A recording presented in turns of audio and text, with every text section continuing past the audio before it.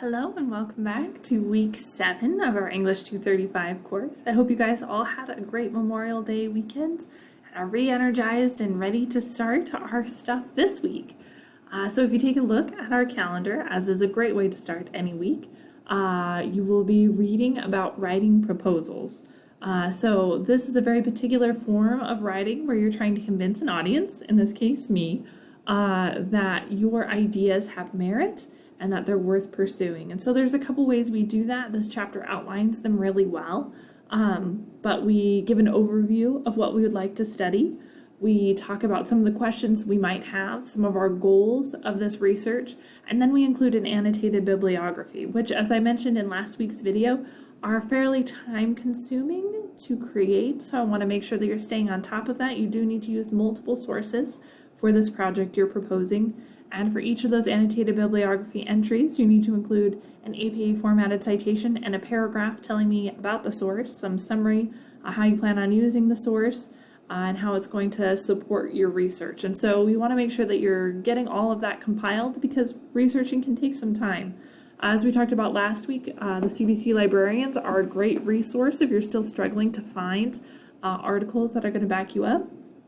They're a great group of folks to go to. Actually, in order to be a CBC librarian, you have to have a master's degree in library science. That's right. They got master's degrees in how to be a librarian. So they know their stuff. They are amazing. And so what would take me, and I'm a professional, right? I had to do a lot of research to get this job. English is very research and writing heavy. I'm sure none of that is surprising to you. But I'm pretty good at research, not to toot my own horn. But what would take me several hours to find through databases and other channels, the librarians could find in like 5 minutes. That's how good they are. So if you're struggling to find articles, you've been searching for hours and there's just nothing coming up and it's getting frustrating and you're not sure how to move forward, get in touch with the librarians. They've got an IM chat service, they have email, they've got phones. Get in touch with them. They will be able to help you out, and it will be a very quick kind of process as opposed to trying to muddle through on our own. So as you're working on your proposals, keep in mind that annotated bibliography portion and make sure that you're reaching out for help now, because by the time we get to turning it in, it's too late, right, to try and get that research help. So start reaching out now if you find that you're struggling. You're also going to be reading a chapter on researching your subject. This is really helpful in Markle's text where he's talking about research terms, what kind of research is credible, how to go about thinking about research questions.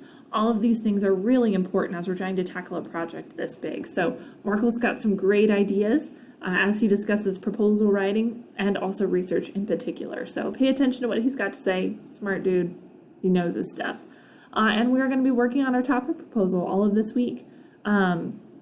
I do want to have a peer review session for this. Some of you noted that the calendar last week had showed a peer review for the memo. Got that moved. It is where it belongs now.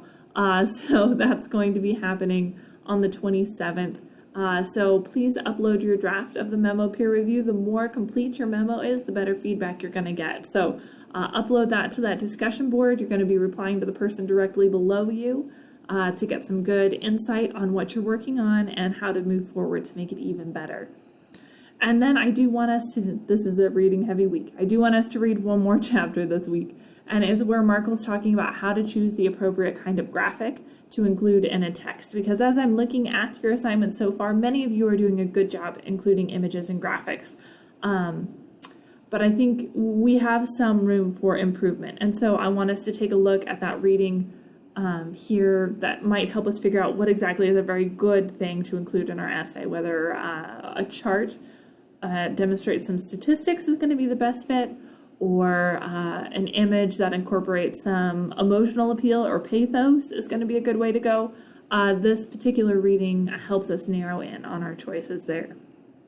And then our topic proposal is due on Sunday at midnight. So be working on it, planning ahead, all of that good stuff so that you can be successful there. And as always, if you have questions as you get closer to the memo, reach out because I'm here to help.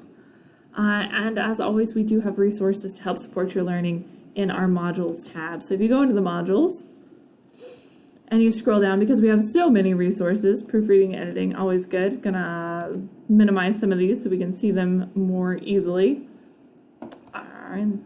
There we go. All right. No. Technology, you gotta love it, right? So here's our proposal stuff. Some background on the recommendation report. If you're still not entirely sure of what that recommendation report is, check out the videos here. Those will help you out. Some format guidelines. There are 2 primary ways we can format our report, so take a look at that.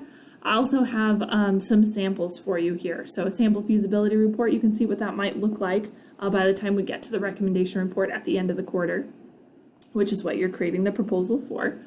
And then if you're having a hard time coming up with ideas, I even have a list of ideas that students have done successfully in the past. To help you with the memo, I've included the link to a Prezi from our excellent librarians. I believe Molly Mooney put this one together. She's amazing. So take a look at that. She talks about how to use search terms effectively.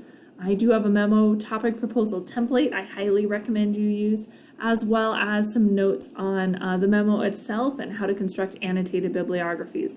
In fact, annotated bibliographies, as I've been harping on for the last 2 weeks, are important and challenging and something that you won't just have to do in English 235. It's a very common assignment for many, many classes, particularly in the social sciences, but even in the hard sciences, you'll probably run into annotated bibliography. So it's a great skill to get down pat now, so that as you move forward in your academic career, you already have that in your tool chest. So check out the recorded lecture on annotated bibliographies and research, designed to help you be successful, not only in this memo project, but elsewhere in your academic career. So take a look at all of our great resources here. If you still have questions after looking through the resources and reading the assignment instructions carefully, as we always want to do, then of course reach out, because I am here to help. So take a look at that, go through the peer reviews this week, get good feedback, and have a great rest of the week. Stay safe and healthy, guys, and I look forward to seeing what you create.